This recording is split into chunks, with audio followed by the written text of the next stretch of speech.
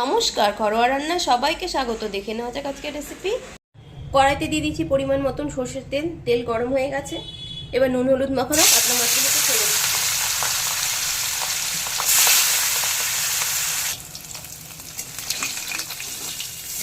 মাছগুলোকে উল্টে নিলাম।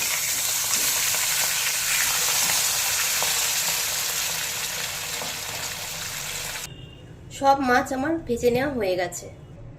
ওই তেলের মধ্যেই দিয়ে দেবো টুকরো করে কেটে রাখা আলু আর গাটি কচি, দিয়ে দেবো নুন। আলু আর গাটি কচিটাকে একটু লাল করে ভেজে নেব।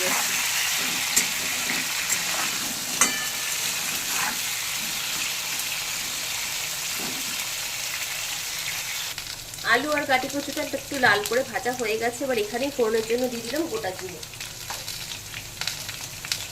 দিয়ে দিলাম বেশ কিছুটা পেঁয়াজ কুচি।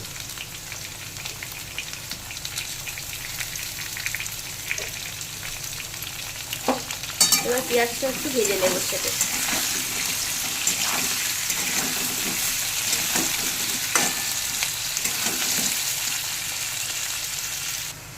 এবার দিয়ে দেবো সামান্য একটু জল,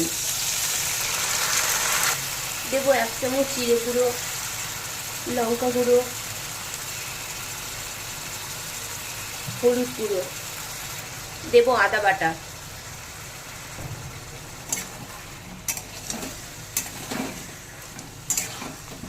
নেড়ে চেড়ে সবজির সাথে মিশিয়ে নেবো মশলাগুলো।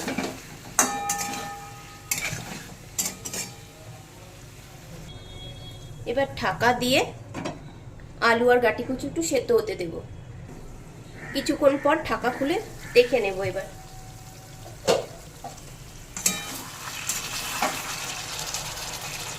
কচু আলু সব সেদ্ধ হয়ে গেছে। এবার ঝোলের জন্য জল দিয়ে দেবো। দেবো নুন, একটু নেড়ে নিলাম। ঝোল ফুটে উঠেছে, এবার ভেজে রাখা সব মাছগুলোকে আমি দিয়ে দিচ্ছি।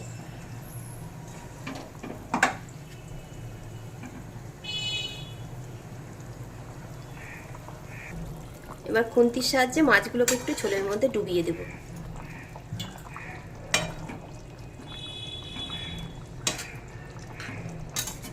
ঝোলটাকে এবার 3-4 মিনিট মতন আবার একটু ফুটিয়ে নেব।